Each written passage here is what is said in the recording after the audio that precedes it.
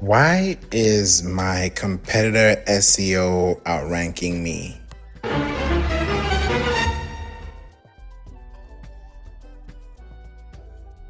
I know you're wondering what's about to happen and what's about to be said. I just want to prepare your mind to receive this information with a grain of salt, and also learn that this is going to be something that will take a while for you to do, especially if it depends on the market that you're in.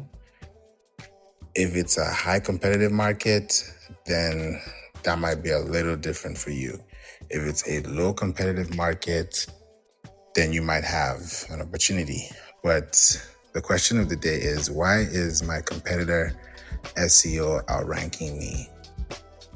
That is a very important question for us to answer. And one of the reasons why you could be outranked by your competitor is because you probably don't have enough pages to justify the same topic or the same response to what somebody else has been saying over and over. If I've been telling you the same thing for the last 2 years, and then somebody new for the first time comes and tells you the same thing for the first time, hearing it from them, you will listen to them, but you won't really trust them as much as you would trust the person you've been listening to for the last 2 years. It's just natural, because you want to be with somebody who is naturally inclined to your type of liking. Welcome, Veronica and Wendy. Good evening. Welcome to the room. When you're connecting with someone, it's because you know, like, and trust the person. So that trust is built over time. And the reason why your competitor could be outranking you is because they have a page on their website that has been there for a longer time than yours. That could be one reason. Another reason could be because they possibly have a video, or they have an infographic, or a table, or frequently asked questions section, or a glossary, or a checklist, or a white paper, or there's so many options. A lead magnet. It could be clusters. And what are clusters? These are subtopics of the main topic. So if I'm outranking my competitor because I'm writing more content than the other people, in other words, I may be using articles in the form of podcasts like I'm doing, or I could be doing videos and recording clips and putting them on YouTube, and then pushing them from YouTube to my website, and then sending my website link to my email list. That's a compounding interest power of 3, if I can really put it like that, because you're taking it from one source to the other, and from the other source, it moves to the next source. So when you look at your competitors and you ask yourself, why are they showing up online and not me? The major reason why they are showing up is because they have a domain, which is they have a URL, a pathway that has been active to the servers and has always been active responsibly and also responsively to the algorithm. So responsibly, the algorithm is picking up information because they're following what we call the EEAT, which is experience, expertise, authority, and trust. That's Google's code. The next thing, welcome Joe, Charles, and Anisha. When you look at the lifespan of a blog, when you look at the lifespan of appreciate the love too, thank you. If you are creating content and you think about the lifespan of your blog, the lifespan of your product, the lifespan of your page, these are the things that are going to stand out the longest and the most for you. Because when you are looking at your competitors and how they're ranking, majorly, you see that they are ranking because they have something that has a lot of content. And what could that content look like? It can look like a 7 to 30 minute read. It could be more than that. But if you're reading something that is going to take you anywhere above that close to 10 minutes mark, that says a lot about your content, because when you have 10 minutes worth of content, 20 minutes worth of content in written form, supported by or with audio and video, then you're also going to increase the watch time for your YouTube video. That's one. Two, you're going to increase your reading time on your website. That's two. And three, you're going to increase your trust score. And that's for your website. So it's a win-win-win. Everybody wins, because I can watch this clip on YouTube through your website. I can still read it if I have to scroll up and down, or I can listen to the podcast and connect if I don't have to watch it. And genuinely, these things are happening right before our eyes. Like, for example, my podcast, We Don't Play, I noticed that it's not only people that are listening to the show from Apple and Spotify. Some people are listening to the podcast on Chrome. Some people are listening to it on Safari. Some people are listening to it on Linux. Some people are listening to it on Mozilla, on Opera, and I'm on DuckDuckGo. So I'm not looking at one platform and sizing it into one place, because I know that if that's the case, then I'm not going to look outside. I'll just be looking within. So when you're looking at your competitors and seeing where they're ranking and where they're showing up for, then majorly you're looking at how their roadmap has been built. So if I know that I'm going to rank for cookies, and because I have the best chocolate chip cookies in town, and there are other people who have chocolate chip cookies near me, right? If we're all selling the same chocolate chip cookies, how is my geek going to outrank yours? The only difference that's going to make this count is because I have more context on my website that allows me to be more informational, more educational, more experiential, and more valuable to learning more about what you're serving and how you're serving. So when you look at these keyframes, these keywords, and using them within your system, it's a good way for the algorithm to understand what your system is doing. Because in reverse, this is the reverse engineering process that is really good. Psychology-wise, marketing-wise, brand-wise, PR-wise. If I'm talking about the best chocolate chip cookies and I talk about how warm they are, when you get them, they're always warm. You can have them with coffee, you can have them with milk, you can have them by itself, you can have them however you want to have it. And you're just enjoying it because I'm giving you that experience from the jump. It's going to make you want to try these cookies. Now, if John likes his cookies, John is going to write and say, oh, I love these chocolate chip cookies because they're very warm. And it actually felt really good with my first bite.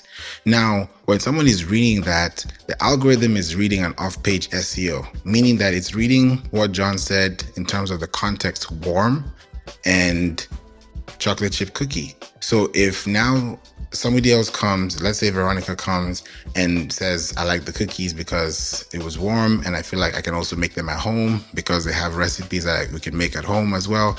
That's really cool. Just like with Starbucks, you can have their coffee, you can just make Starbucks coffee at home. So it's kind of like the same thing. So everyone has their own interests. So by the time John has done hers, Veronica has done hers, John has done his, Veronica has done hers, I've done mine, everyone else has done theirs. Let's say Anisha has done hers, Michelle has done hers, Carrie's done hers, Michael and Cheryl and Lori. Imagine all of us saying the same thing, but we're saying it in different ways.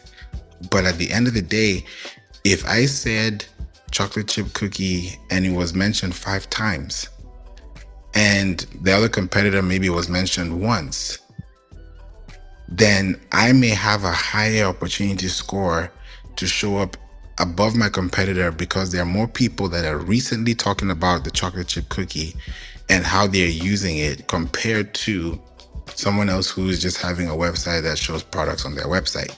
So it's a mixture of having those two. And it's not just that, but there's a deeper layer to it. But this is a good way to start. John, what are your thoughts on the topic and how would you explain this to somebody who would ask you this? Okay, so I came in just a tad late here, but give me the context again, because all I heard was a bunch of chocolate chip cookies and I got hungry.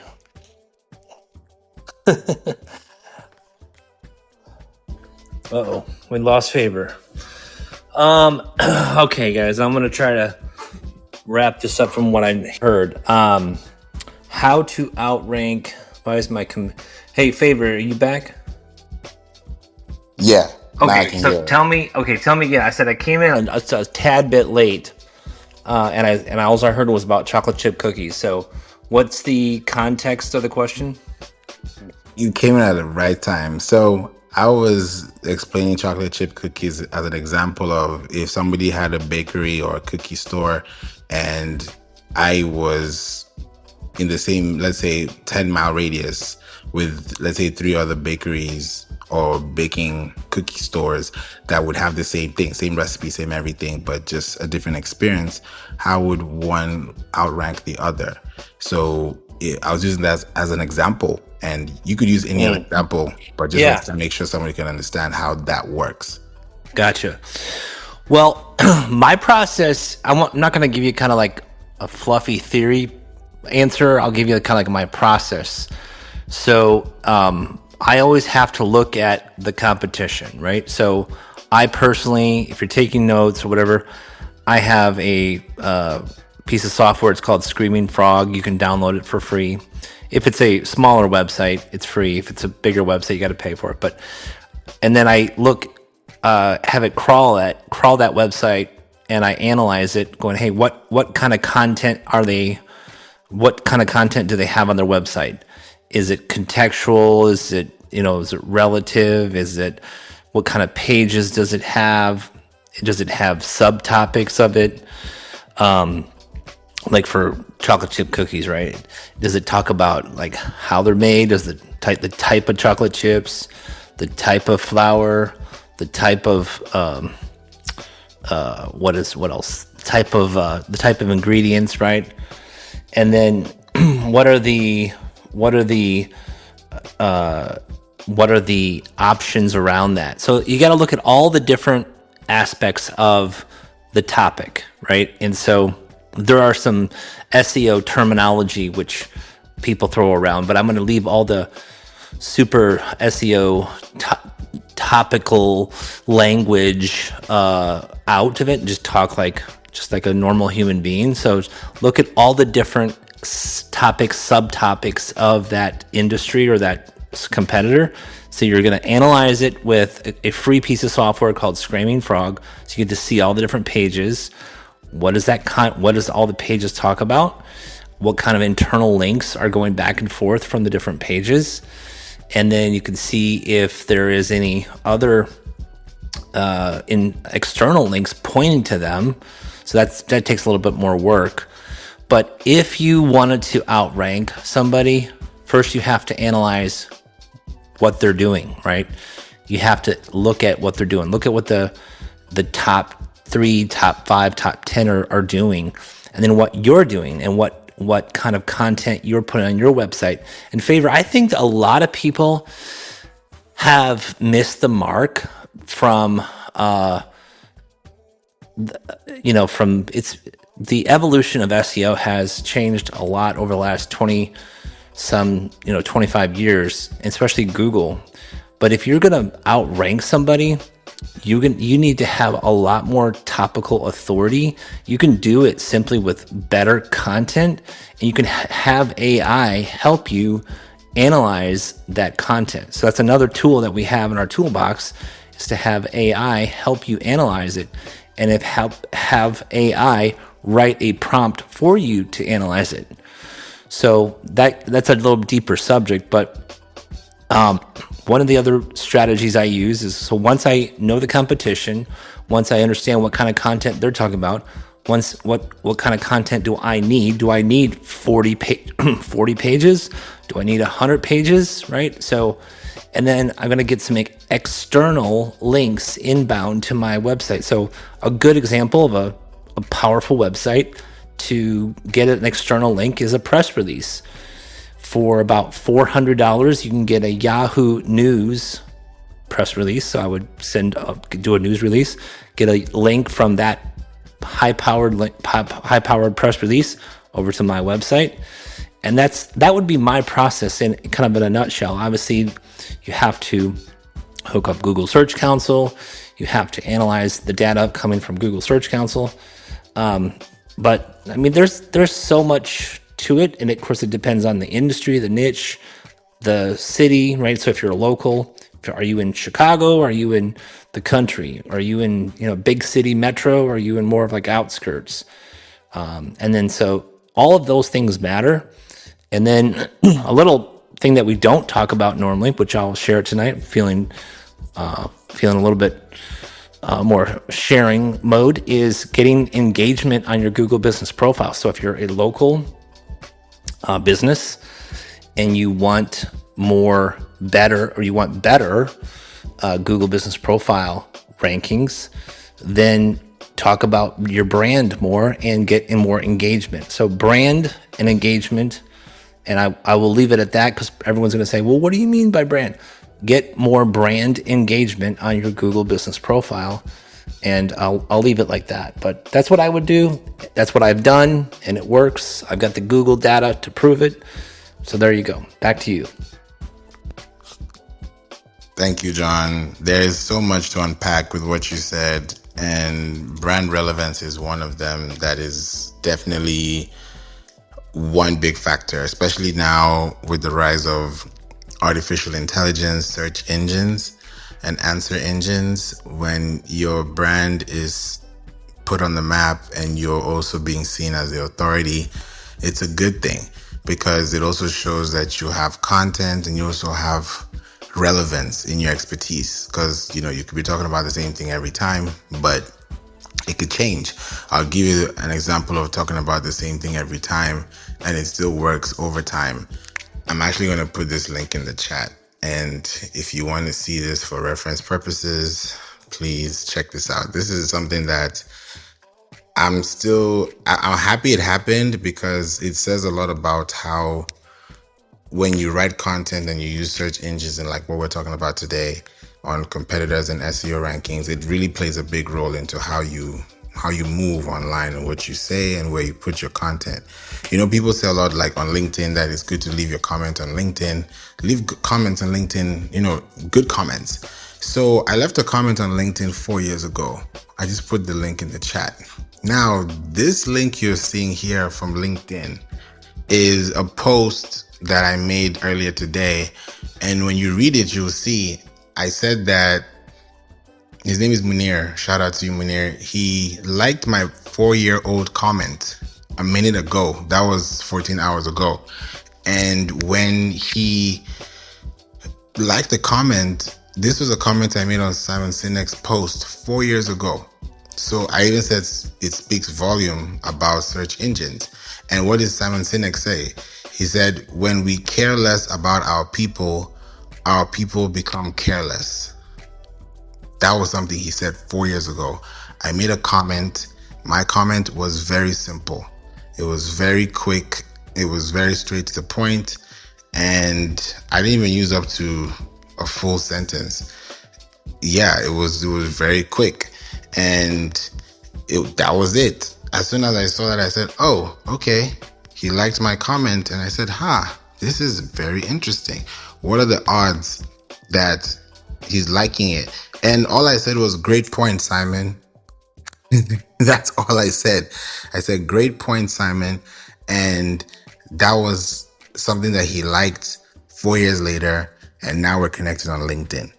This is something that I didn't know till this morning. And if I start to find out or ask how he found me, I'll be amazed on what he'd say. I was talking to somebody earlier today that is in Argentina, and he found me because I asked, how did you find me? He's like, oh, I looked out for, experts in marketing and, with podcasts and, the algorithm and what they're working on. They were able to find my podcast, and that's how we got on a call. So I'm like, wow, all the way from Argentina. So it says a lot about the little times that we spend here. It means a lot. And when we post our content, we don't know why we're posting it. But if you really think about the algorithm, you're actually doing yourself a favor. You're actually doing yourself a long-term gain as a winning business, because when you write content, you're the author of your content.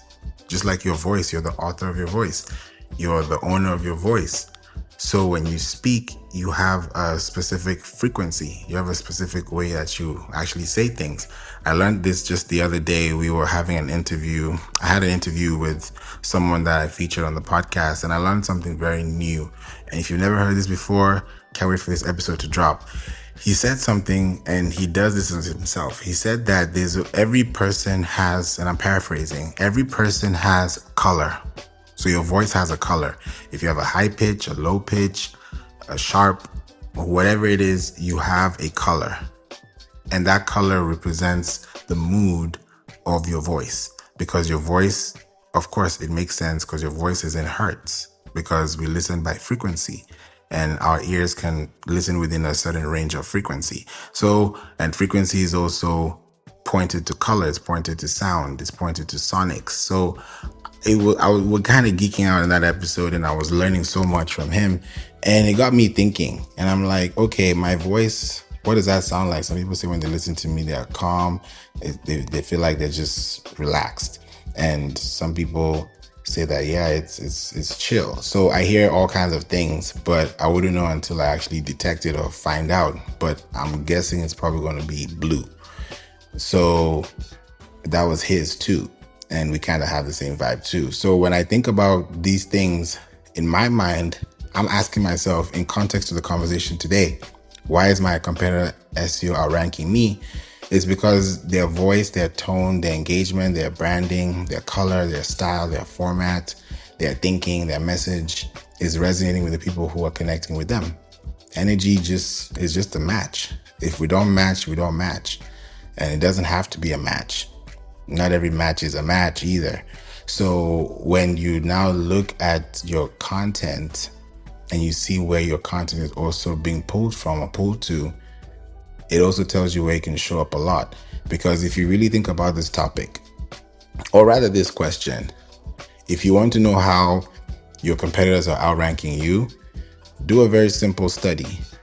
Go on Google, ask the question, then go to ChatGPT, ask the same question. Go to Alexa or Siri and ask the same question.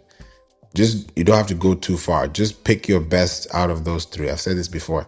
And then see what answer you get. If you hear the same answer repeated within 3 different dimensions or 3 different platforms, that's your target market. That's your audience. That's your competitor. And that's the person that's outranking you, if you're not showing up on that same list. And then you now go deeper to know, okay, why are they showing up? Do they have a local business? Do they have a brick and mortar? Do they have an online store?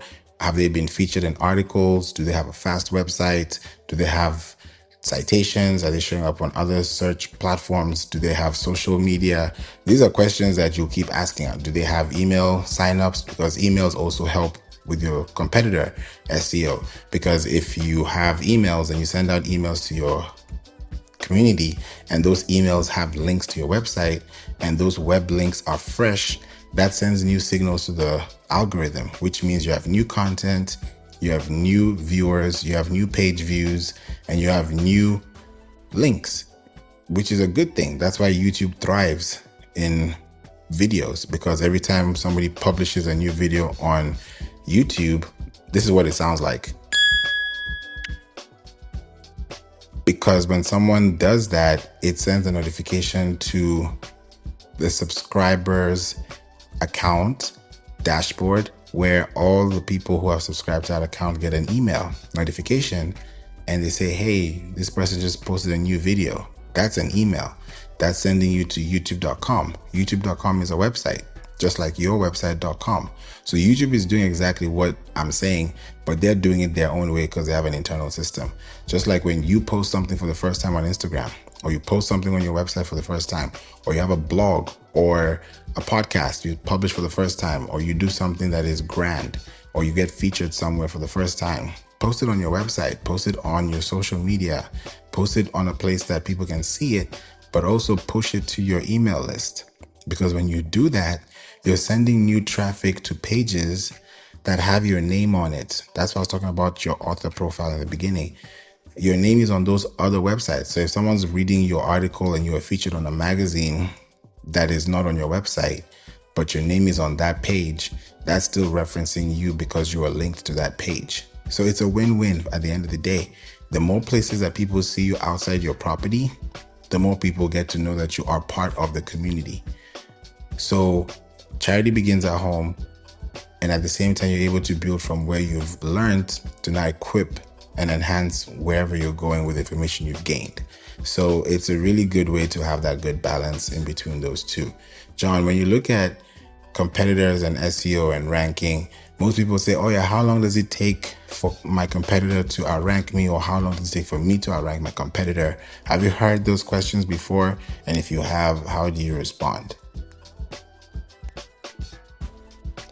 Well, that's a great question. There's a joke kind of that says it depends, right? But it's kind of actually a true statement. It depends. So how competitive, how much have they done? Going back to my old answers, are they 10 steps ahead of you, or are they one step ahead of you, So each competitor, that's why we have to analyze it. But let's just say all things being equal, right? How long does it take?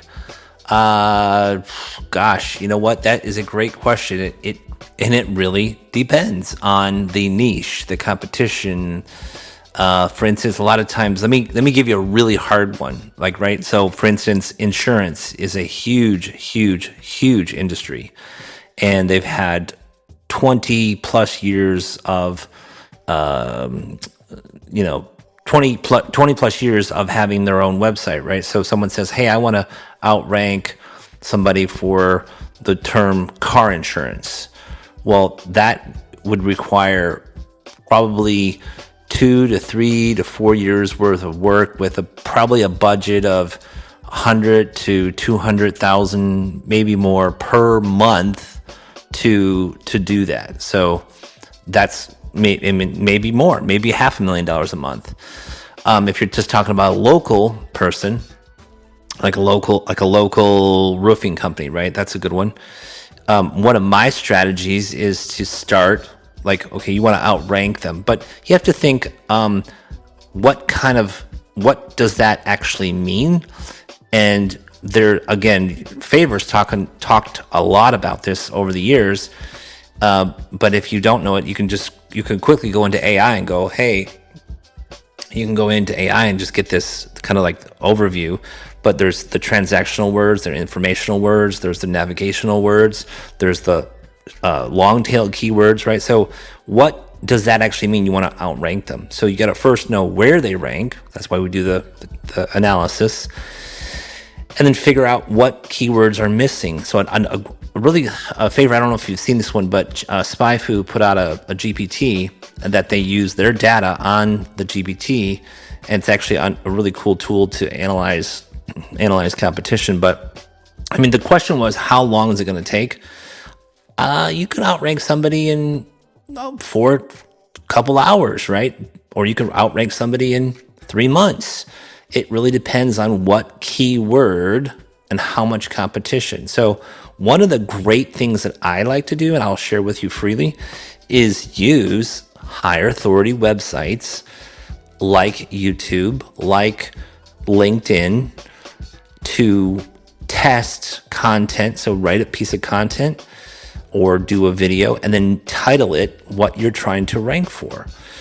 And so if you just go into Google and look at what Google's returning, what's the results they're returning, see if they put a e-commerce term, like if you put a term in and it comes back with a lot of e-commerce stuff, with a lot of e-com, then that's what you need to think about, right? If it's just a local term, if it's like roofing company, city, what kind of content can you and I put into Google that will return that? So there is a lot of different ways to go about that. I mean, if you want to win, if you want to outrank somebody, and this is a little bit of a joke, but serious, if you want to outrank somebody right this second, go get a Google ad and put some money toward it. So it's all about budget, right? How much money can you or I put towards something and win? But here's the catch. Here's where I'm going. It doesn't matter if you're outranking somebody, if your landing page or the keyword is garbage. You could say, oh, I'm outranking somebody for X, Y, and Z. We're like, who cares? Are you getting Like we are so past outranking. Are most business owners, and most of you probably would agree with me, are you getting clicks and are you getting calls, and are those calls converting into dollars? So all that being said is, if you want to outrank somebody, look for the keywords that are transactional. In other words, dollars, people that are going to buy stuff, and go after those keywords. And typically you're going to win more because it takes less effort, because they're usually longer tail keywords. I love that, John. Thank you. That was a masterclass right there. And Zizi approved that in the chat. Thank you, Zizi. Yes, LinkedIn is amazing. Welcome. Hope you're well. Cheryl, thanks for being here. Good to see you. Dr. Fashion, glad you're here as well. Michael Gore, thanks for being here. And Anisha, hope you're also loving this and you're hearing something new or learning something as well. You know, this is good to hear, because when we look at these platforms, we also have to look at them from a perspective of authorship. That's the word. Because when you're writing content on your website or you're writing content on your social media, you're the author. Because the very first few characters of that caption is what's going to be picked up on Google. I don't know if you've ever seen this before, but the very first, I would say 5 to 7 words of your Instagram post can actually become an Instagram link on Google. And that's because of the words that you said with the keywords that people are searching for, which will find the loop. So imagine you're using keywords, let's say food cooking tips, and someone types in cooking tips on Instagram, and you have information on your website. That's a good way to win that too. So you're right about that, John. Even when I think about LinkedIn, I mentioned this yesterday. Today is Monday. I talked about this on Saturday. Yes, this is on Saturday. And what I mentioned about LinkedIn is something that is really tactical. And I'll say it again because I always want to make sure the things I say for the first time, I can repeat them. So if you ever hear them again, you're like, okay, I heard this first time somewhere. When you create a LinkedIn newsletter, there's a section called Create URL. So if you ever default or by default create a URL, then the first, I would say 5 to 7 words of your LinkedIn newsletter will automatically become the URL for that LinkedIn newsletter specifically. So it would be linkedin.com/pulse/ you can fill in the blank. Just if you look at the chat, you'll see that post, but that's now coming from an actual activity, which is in form of a post. But when I now look at a newsletter, it's different entirely. So if you want to maximize your URL visibility on LinkedIn, is to make sure that, like John talked about with the keywords, make sure that the keywords are semantic. They're in a way that someone can read them, and that's how people type. Then when you put those keywords into your title of your newsletter, you can create the URL, and then you can change or modify the title of your newsletter. So by default, the first print is what you've printed into the URL, and you can modify that print within the title, because you can change the URL of a LinkedIn newsletter once it's been created, just like you can change the file name of a YouTube video once it's been published. So when you have these root keywords, root phrases, root brand names, then it's going to be a faster way for you to grow. Even if you're a new brand, a fast way to really do it is, putting the name of your brand in form of a URL, but with the file extension. So if it's .mp4 or .png or .mp3, your name is inside those URLs. You're uploading information to the internet. And most times we forget that we're uploading to an actual server. So if we're uploading to a server that has numerical values, algorithmic values, and it's dealing with 26 letters of the alphabet, and it's working with different phrases and keywords and all these things, it's a big deal. So if we're creating content that we can upload naturally from our sources and then become the resources for the people who are finding this information on the search engines, it's going to be much faster for you. So when you create them on LinkedIn, it links back to your website. Even on your LinkedIn newsletter, highlight the text and that keyword that you want to rank for or you want to be known for, because ranking now is, I'll call it a thing of the past. It's fun to rank, but like John said, if it's not bringing in the sales, if it's not bringing the people, if it's not bringing in the value, then it's just pure vanity. And then we don't want that. So when you're looking at these links and these clicks and you're looking at these impressions and you know that they're going up and down, it's something for you to see and say, okay, if people are searching for this right now, it means that they need this within a certain time. People are paid or people get their paychecks within a certain cycle, whether it is bi-weekly, monthly, daily, per diem, whatever it is, people have their own ways of planning. So if you're creating content from September 1st, by September 30th, if you've been saying the same thing consistently, someone will find your content, just like someone found me on a 4-year-old comment on LinkedIn this morning in a whole different country because of consistency in authorship. So when you're posting content, the algorithm is going to suggest your content to somebody else. So when that happens, you now want to ask, hey, how did you find me? Because that information you get is the fuel that's going to grow what you've been building. So when you think about competitors, you think about how they find their customers or how their customers find them. So when they say, oh, we found you here, they're going to do more of the same thing that they did initially to find that same spot. So if you're creating content consistently for people on a platform and that's how they find you, you want to amplify that too, but take it outside of the platform and move it over to your website. And then from your website, you can now install that into people's emails, if I can say it like that, and give them something that's an experience outside what they're already used to. Because when you start personalizing emails, start giving people information, you're not just regurgitating it, but you're letting them know that, hey, this is personalized for you because I've curated the content for you, then people will be more willing to actually connect with you. And like we talked about it earlier, how long it takes to outrank your competitors. These days with AI, with technology, if you have the right system and the right placement, if your competitor is not updating content frequently, then you can outrank your competitor because you're showing up more consistently with more recent information that is updated within a frequent cycle.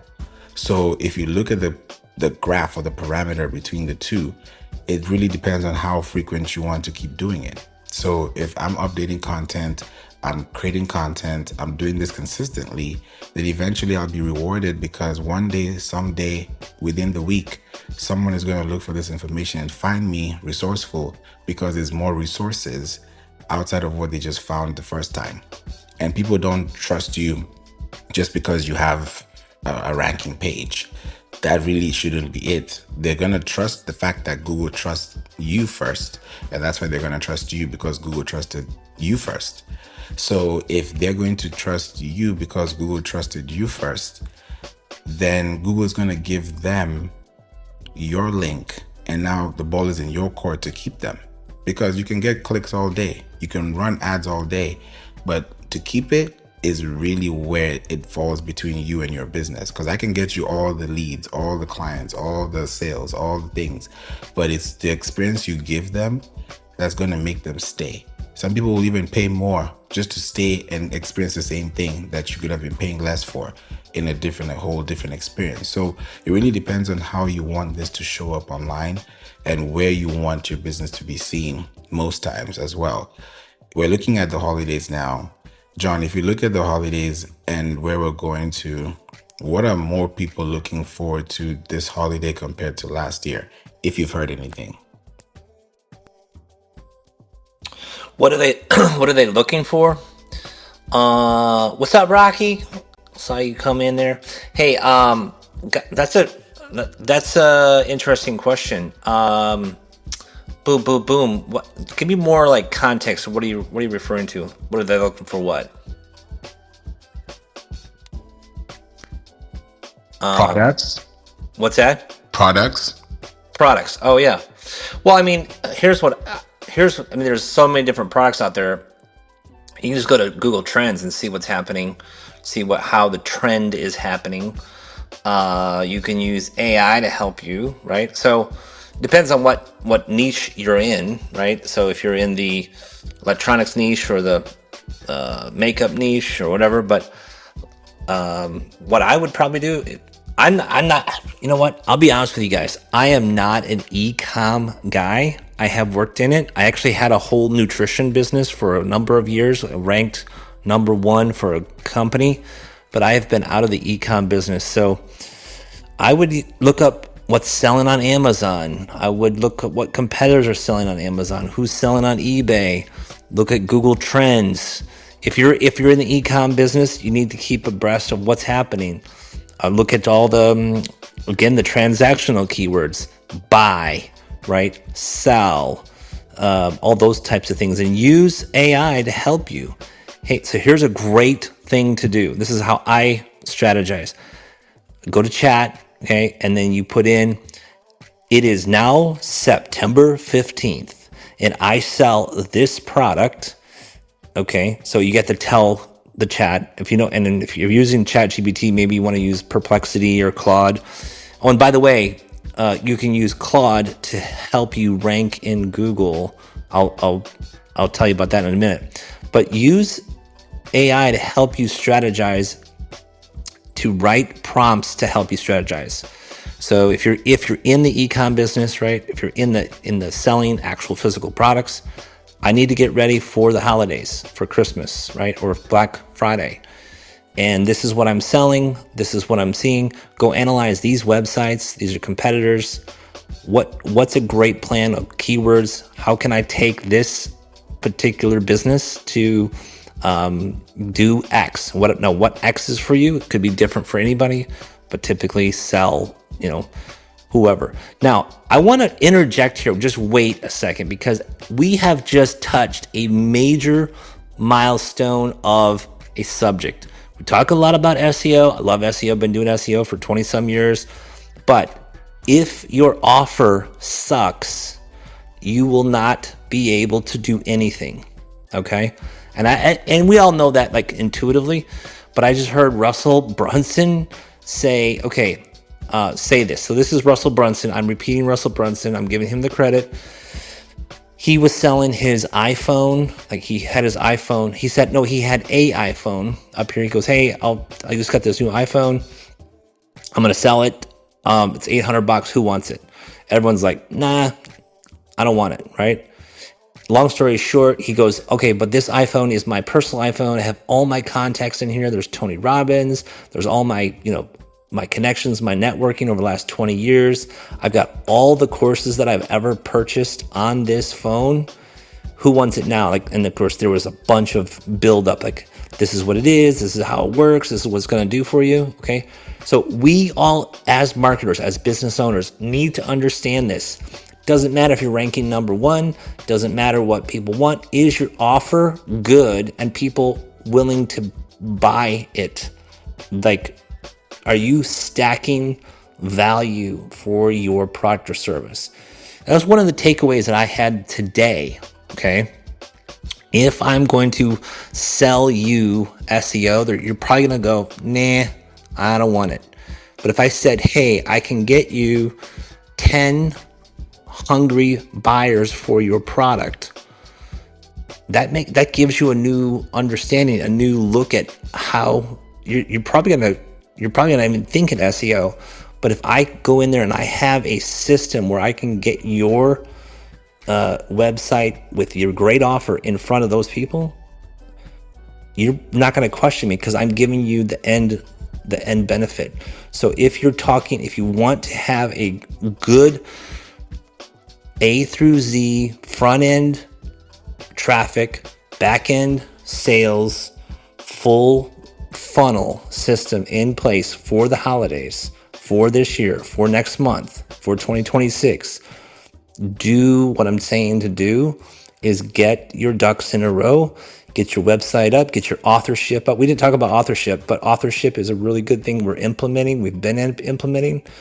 put your authorship out there. Your author, you are the author on your website. And if you don't know what that means, guys, it's so easy. Hey, I was in a clubhouse room. We were talking about SEO and authorship. Give me a plan to install an authorship into my website. And basically it means that you're going to put your name and your website as the author for all of your articles. And then you're going to connect your LinkedIn account. You're going to connect all like your Alignable account. You're going to connect all and connect it as you, the expert in there. Okay. Now, then we're going to figure out where to rank. You're going to rank that. You're going to use GSC. You're going to build a great offer. And then we're going to pump it full of external links, press releases. And guys, I'm telling you, that is a winning formula. If anybody wants to see the proof, I can show it to you. Call me, connect with me. I would love to show you. But anyways, back to you, Favour. Thank you, John. These are the things that I don't want to be the only one talking about it, because when you hear it from somebody else, you get to see how serious it is and how essential it is, to put out content, because a lot of people spend time putting out content, but like we said, the authorship is not there. The dictatorship, or however you want to call it, based on how you want to create your content, is within a certain level. Some people may want to write in an authoritative manner. Some people want to write in a casual manner. Some people want to write in a carefree manner. It depends on how you want to put it out there. But at the end of the day, that brand, that message, that tone is what people will remember you for, and that's how they're going to resonate with you. So definitely, that was a good point, John. Thank you for bringing that up. Rocky, what are your thoughts? And welcome to the room. Oh, I don't know. I'm just driving in the zone. I was falling asleep, and then I forgot I had to get my daughter from work, so that's where I'm at right now. But I'm just paying attention, especially the e-commerce stuff, because I'm opening my site now. So that has been really interesting to me. I'm learning that setting up a website isn't just setting up a website. Like, you have SEO, you have metadata, you must pay attention to trends. I love Google Trends, and that kind of like opened my eyes to going back and paying attention to what is trending now, especially with the business that I just started, Favour, because that is really niche. And so I kind of need to pay attention to what exactly is going to help it to sell. So that's kind of what I caught from the conversation. Thank you. Love that, Rocky, and drive safe too. This is good. I love that you mentioned it, because there's a lot of relevance when it comes to the niche market and where people can find you. We've talked about Google Trends. There's also Pinterest Trends. For those who use Pinterest or want to try it out, it's free. You can see how that works. If you want to go a little deeper, you can even go into Glimpse, which is a supercharged Google Trends tool, and you get about 10 free searches a day. Actually, no, I take that back. 10 free searches a month. So it refreshes every 30 days. So you have 10 free chances. So I would use that very sparingly and use it very tactically if you have to use it. But if you don't, that's why we can now use it for you and get the research done faster with AI and process all the information and mint it. So if you're creating content and you're building it to allow more people to find more information about what you do, then the more you're answering questions in blogs, the more you're frequently answering questions on pages, the more you're showing up as an author within different blog setups or within different podcasts, then you're going to definitely get more people interested. Because when you're looking for people searching for what you do, they're searching in the right season and the time they're in. So if the season right now is for pumpkins and people are, getting pumpkin lattes, or people are just getting pumpkin seeds or pumpkin fruit juice, whatever it is that they're getting, that's because they feel like it's the time to do that. So if you're creating those things and you're building it, and your email marketing is full of orange, and you're building out content and you're preparing for the holidays, that's what your I'll even call it preconditioning, because there's two sides of purchase. There's pre-purchase and there's post-purchase. And then people purchase within two different assets. The psychological asset, let me even break that even deeper. There are two sets. There's the logical, then there's the emotional. Then, of course, the psychological is what covers them all. But at the same time, people are thinking pre or post. Do I need this? Do I have this? Do I want this? Do I really need this? Some people will think about it, will spend time. They'll say, oh, yeah, I don't think it's a priority. I won't buy it now. And then they'll come back 3 months later and say, okay, I really need it now. But in my mind, I'm like, imagine if you just connected it and at least had it connected to in the beginning. Right now, we'll be talking from a different pedestal compared to before, when we're starting the same conversation again 3 months later. So when you start looking at your competitors and you're seeing what your competitors are actively doing, they've been doing it for years. They've been doing it for decades. So you just coming in, trying to take over and trying to rank, it's great. But if you do it in a way that actually makes them feel like, wow, let me actually try them. Let me actually connect to them. That's how it'll work. One really good tactic is alternatives. If you look at the top brand and you write content for the alternatives to the brand that people go to, and you put that alternatives into your mix, people will start finding you and then asking you questions about what they like. And that's how you're able to now decide how they're going to be converted, how they're going to be nurtured, how they're going to be catered for. Because when people come to you for questions or with questions, you have to be prepared. You have to answer these questions. If they're not ready to start working with you, if they're not ready to take things on, that's because they have a time, they have a plan, and that is totally fine. When everything is ready, when the time is right, the time is right. So I've seen it where people spend months to make a decision. I've seen people spend 30 minutes to make a decision, and this is thousands of dollars. So I've seen it in different ways, and I know that when people are really ready to take action, the results are just waiting for them, and they're just going to see it. But it also depends on how determined you want to be, because the competitors that you're trying to outrank are not trying to be outranked, because they're doing a lot of work now to make sure that that doesn't happen. But if you're able to know how to outrank them by being more experiential, then you'll have more potential in the long run, because you have content that people can actually see, they can hear, they can remember, and then they'll think about you whenever the time is right.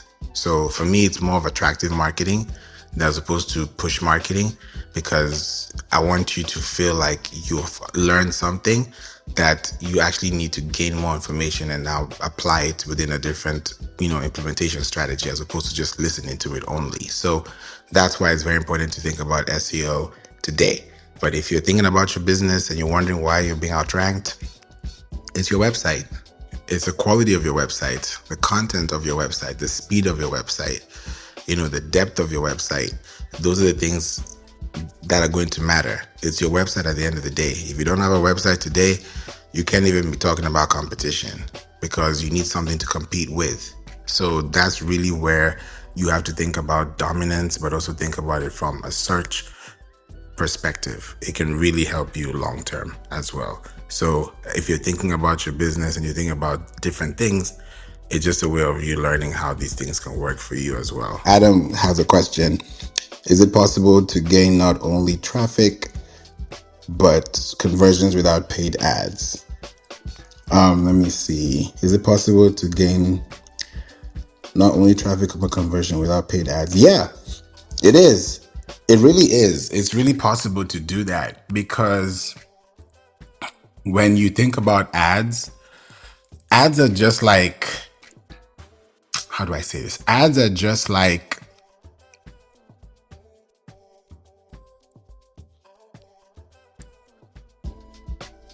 organic traffic, but fueled by monetary gain. So it is possible to gain not only traffic and also conversion without paid ads, because you can run organic campaigns and let those organic campaigns run itself. Because when people are looking for information, I think John talked about it too, when I mentioned that usually there are about 4 different types right, of searches. There is informational, there's navigational, there's commercial, there's transactional. So when you think about all these different types, when somebody is converting, it's based on that type of conversation you're having with that person. If someone's looking for, let's say coupons or Groupons for hotels or anything like that, they're thinking about brands and thinking about deals. They're online in search of finding an answer to what they're asking. So if you're in the commercial business and you have content that can commercialize your content, then that is very possible to have, because people organically find you online. People search for different things online. So it is possible, but you just have to be in a very specific market. John, what would you say about that?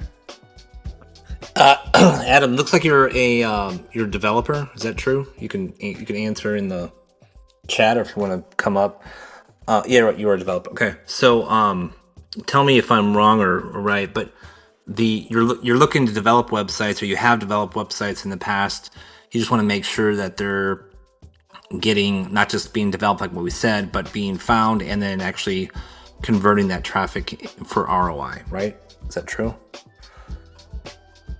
Give me a thumbs up or whatever, but yes. Okay. So yeah, the question is definitely, yes, you can get traffic and you can get conversions. Absolutely. Been doing it for years. But it goes back to kind of what I was saying is, how is your content set up? What are you writing? It's not just like, if you're selling a product, it's not just like, hey, here's the product, right? It's what's the offer that you're building around? What's the value that you're building? And with the tools that we have available, specifically with AI, if you guys want to do a little experiment, everybody in the room here, it's a small room tonight.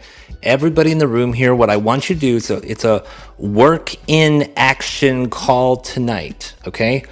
We're going to do a little experiment. Now, if you're already a seasoned pro in this area, you don't have to do it. But if you want to do it, go to ChatGPT and say, Adam, this would be for you.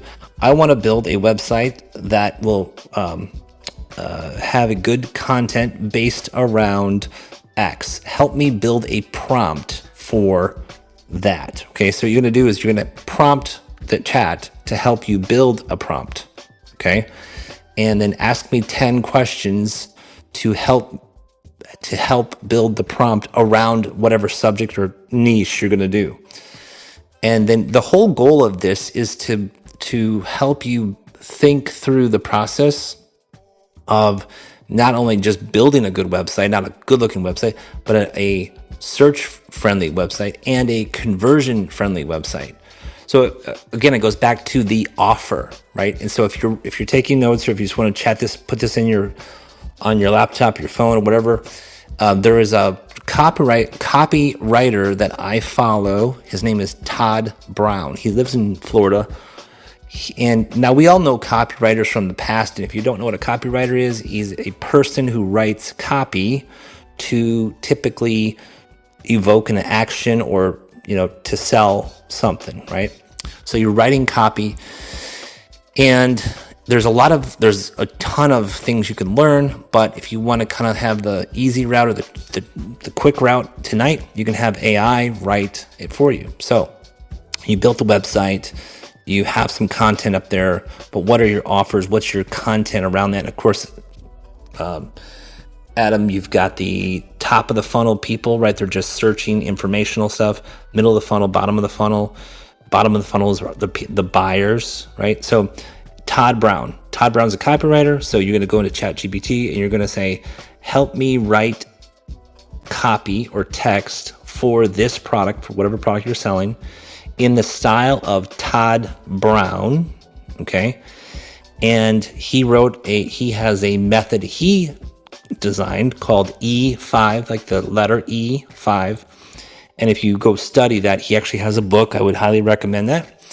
The E5 method. So write copy, write a sales letter in the style of Todd Brown, the E5 method for X. X is your product or service, and have the help of chat with Todd Brown interjected in there to help you write copy. So What we're doing right now is helping you understand, not helping you, but us, the marketer, understand what we need to write in print to help the reader pull out their credit card and buy your stuff. Now that's typically, it could be scheduling an appointment. So like I'm working with a functional medicine, a functional doctor, right? So her goal is we just rebuilt her website. We uploaded service pages and sub-service pages. And then the CTA is schedule a appointment for $99. But what's the process of getting to the 99? It's educational, and then a good strong call to action, educational, good strong call to action, educational, good strong call to action. So have more than one call to action like test.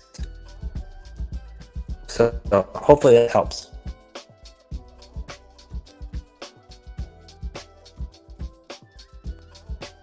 Ooh, you were breaking up for the last few seconds. Oh, Adam, go ahead. I just brought you up. Hello, can you hear me? Yes. Hear you. And also after Adam, John, Cheryl has a question for you, so we're gonna come to that right after. Welcome, Adam. Yeah, it just came up. But yeah, thank you. That was very helpful. That information. Yeah, my issue is just I'm basically a subcontractor. So I get work from contractors, existing people that I have. They're like, hey, Adam, my clients need this, this, and this. We got to solve this, do this, whatever, and I do it. It's fine and great, but having multiple things, I'm like thinking, okay, I can have my own website. I can actually create, something where it's, converting and, going basically to direct clients rather than being subcontractor. So, but my issue is, because I'm a back-end developer, I like being on the computer. And when I hear the word marketing, I'm like, I did market and strategize and all this. So I'm trying to gather good, simple ways just to start and just to get me out of my own head to say, okay, Adam, just do the marketing, get it done, get it out there. So what you've given me is very helpful. Thank you. Oh yeah, man. Here's your best friend there, is AI, and thinking how, I am not at the level of Todd Brown, because Todd Brown has been studying copywriting from the great copywriters from years past, the people that are, passed on, they're dead, right? But they've written books. And so I completely understand where you're coming from. It's like you kind of like paralysis by analysis, so you think about too much. Typically what I've found, and this is not always true, but sometimes really smart people or technical people overthink things, or they get stuck in their technical lane, and so they can't think in that. I'm not saying that because I'm technical too, but they can't get into the right brain versus the left brain. And then the left brain says, we got to do this, we got to analyze it, we got to do that. But the right brain is like going over here, let's create, and let's do all this fun stuff and stuff. So that's where you got to mix the two. And that's where I found is you get into the AI and have AI help you and say, okay, hey, I need to do X, right? Marketing or write copy or this. You do it this way. And then you can strategize with that particular chat, or that if you build a GPT, or what I would recommend is just build a project around it. And then you could either interview yourself, just get everything out of your brain that you want to do, record it, transcribe it, and then put it in the chat and say, here's the plan.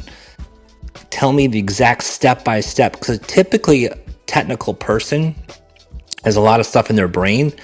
But if you get it out of your brain and on print or on paper, it helps you see what you got to do.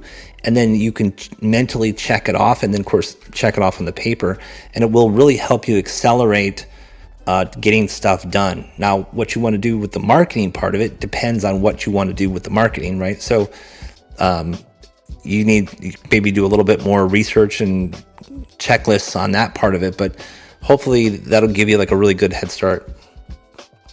Yeah, no, that's great. I've used it a little bit because, of course, as a developer, I use APIs all the time, and I set up for myself, and it was kind of I haven't really gotten serious on it, but I'm going to actually apply the things you just said to it.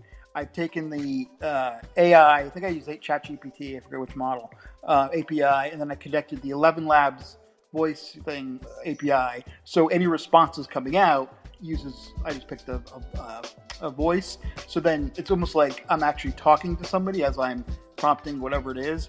And it's like I'm actually having a conversation because I can hear them coming back or hear the responses, and that's helpful. But again, I don't focus on what I'm actually asking it. I was kind of doing this as a test, but using the suggestions you given me, I can apply that to what I did, and I think that's going to greatly help me. So thank you. Yeah, absolutely. Another one is like, I know Favour and I talked about this in a couple rooms ago, is using Notebook LM, right? So you're going to put all your documents and stuff into it. Yep, and love Notebook LM, yes. Yeah. And then, of course, Claude.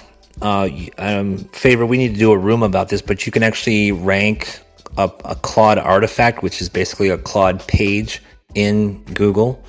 So you can do that. And anyways, there's a lot of things, but yeah. So Cheryl, your question about did I have a nutrition business? Yes, I did. But what was the exact question? I wasn't sure what. I did have a nutrition business. I am involved in somewhat nutritional stuff still, but I'm more into the digital and have the nutritional stuff as a personal forte, not really selling it anymore. So, okay. So you have a degree in nutrition. So okay. So well, let me do this. Come up on stage. I want to hear what you invite to speak. I want to hear what your goals are. Come on up on stage.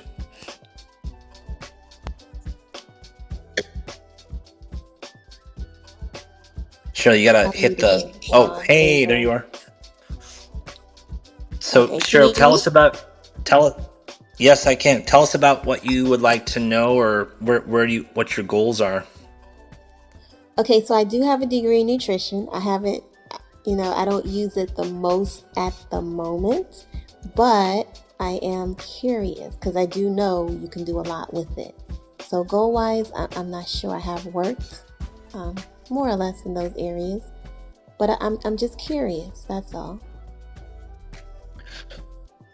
Okay, I'm sorry. You're curious about be more specific. You're I don't know how to be more specific with it. Or specific with it. I'm not sure. So wait, let me ask you a question. You have a degree. You want to start a business? You want to do what with nutrition? What do you want? What would you like? Where do you see yourself in like 1 year? If you could do anything you want in nutrition, what would you want to do? If I could see myself in 1 year doing what I want in nutrition, Yeah. I would have What would that be? a company where not only do I have nutritionists and dietitians that are doing the work, right? But also selling products, maybe doing presentations, maybe working for companies. There's a healthcare part of a company. I can't remember the words right now, but help promotion for companies, things like that. Okay. But I would not be the one doing. I wouldn't be. I may know how to do it, but I'm not doing it. Does that make sense? I would just run it. You want to run a company for helping people get nutrition or consulting people with nutrition. Okay, let's back up a little bit. Okay, so how do you say this? When you have to go to a dietitian, because most, the ones that really do clinicals are registered dietitians, right? Nutritionists do more management, community advocacy. They cannot do clinicals, really. So I would want a company with different departments. One of them sell products, maybe clothing, something like that. I don't know. Then another department would be the dietitians that are actually the ones you're going to talk to on Zoom, that you're following up with for whatever your disease state is that you need help with, right? Of course, some people will be continuous, some people will come and go. And then there has to be another part that deals with companies. We go inside a company, you do programs for them, help with different things. And I mean, you have a contract. Maybe you stay for a long time, maybe you don't. Some of it, of course, will be insurance paid, some will be company paid, some will be self-paid. That's all I can Okay. tell you about Are you that. doing I are you don't know, doing because this you just now? asked me a question off the fly. No, I'm not actually even doing this exactly right now. I've thought about it, but I ended up like into real estate and some other things. But I do have the, what do you call it? The concept or the background, because I've actually worked in other fields that build on it. So, Okay. Well, so if you want to do that, if you want to take action on that, put all that on paper, okay? And then you can put it in chat, say build that, help me be a business strategist, so that you're telling AI to help you be a business strategist, and then you get it all on paper out of your head. So here's is it okay if would you give me permission to be blunt with you? yes. Okay. I'm going to encourage you. This is an encouraging word. If you say, I don't know, if you end your sentence with, I don't know, you have to know, because nobody else is going to know except you, right? So Okay. how you're going to know is you're going to put it all on paper first, like, or on a doc, right? And then what you can do is what area really makes you get excited or juiced, like Tony Robbins say. What area gets you excited, and what area is the marketplace paying? So what are you excited about? What would you love to help people do, and where do they actually pay money? Like, what does the market pay? And what I would do is this is a conversation for another time, but what you need to go down that route of really building that. And once you get clear on that, okay, clarity is power, okay?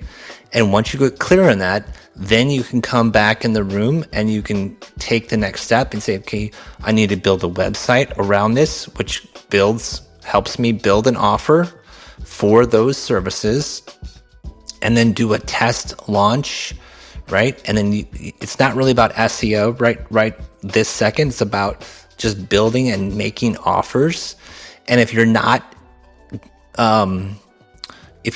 really the salesperson on that, you can hire a salesperson or get somebody else to help you, partner with somebody.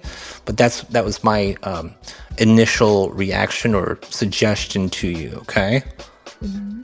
Okay. Okay. Awesome. Yeah. Well, go for it. Oh, wow. Okay, Okay. Favor. Favor. Awesome. Yes. Okay. Juan, I've spoken to Favor before because he also knows that I know how to do some other things. You heard that, right? Okay. All right. Okay.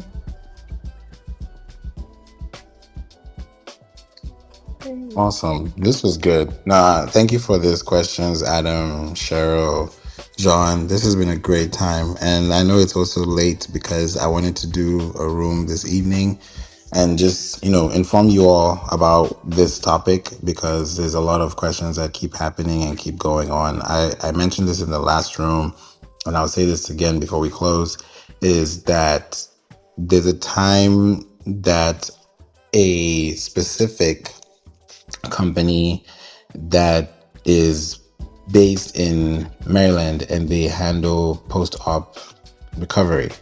And this is within that practice.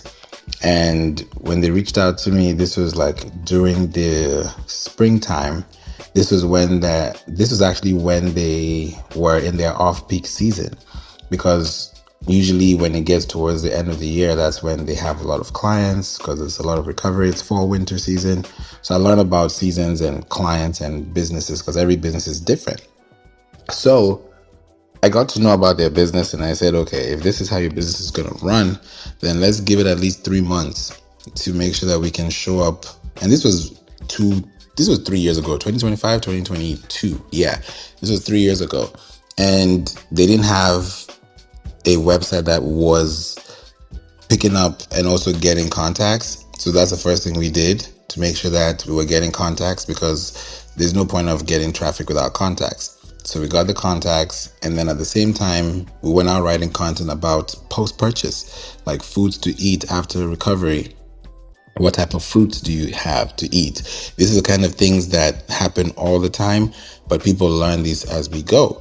So as that was happening, I said, okay, let me make sure that everything that we're creating is going to be intentional for them. From that happening, it allowed us to make sure that they showed up even higher in the search results than their competitors, which was local based. And it got to the point where their competitor reached out to them and called me and told me, oh, Cheryl, you have a hot mic, sorry.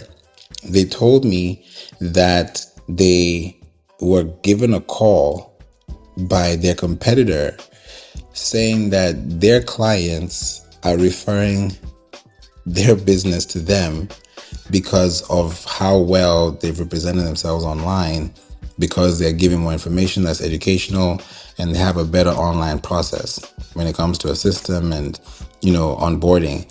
And they got booked out 4 months in advance. They got booked out 4 months in advance. Like, their schedule was tight. They was booked. We were sending out emails, SEO, making sure they're showing up, writing the right results, Google Search Console. And it was the very first time they gave us their website. So they were not even connected to the Search Console. But in 3 months, they were booked out for the next 4 months. So they made their money back. 2, they were able to now show up for the right reasons. And then 3, their clients were actually showing up for them because they were actually getting more deals. So these things happen. So your competitors can outrank you. It's possible, but you can also outrank your competitor. But you have to know why and where they actually have dominance, and then write the same information, but put it in your own way. Do it your own way, make it happen. And that way you're able to really make sure that people can find you. And when they see you, they'll know that they actually loved what they saw because you're able to give them that first experience. It's not just about writing content or who has the best content. It's about who has the best representation of the message. And if I can say that in, 5 different ways, then great. It just depends on how you're going to say it and what you're going to do with that. I'll leave with this. The co-founder of LinkedIn, Reid Hoffman, he said something that I saw on the Entrepreneurs on IG Instagram account. And it made a lot of sense. And this is what it says. He said this: if you're not embarrassed by the first version of your product, you've launched too late. I'll say it again. If you're not embarrassed by the first version of your product, you've launched too late. Let that sink in. A lot of us want to wait till the perfect moment, but that perfect moment never comes because we have to perfect, because we're not perfect. So how do we perfect something that we're not perfect at, yet we're not perfect? So we just have to perfect it, because the better we get, the more we're able to understand what we're doing. So this is why these are the kind of things that we talk about consistently.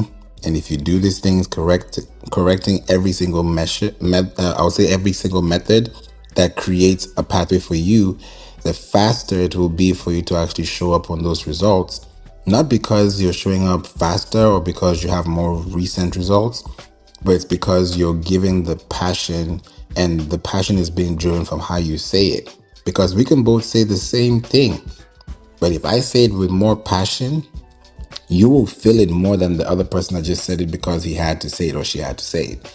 So how you disseminate information, how you let people know, is by putting it in a message that allows them to feel connected to you, both emotionally, logically, psychologically, and most importantly, brand-wise. Because if they can't see you, if they can't hear you, if they can't remember you, they won't know you. And that know, like, trust factor starts with a knowing. And knowing comes with knowledge.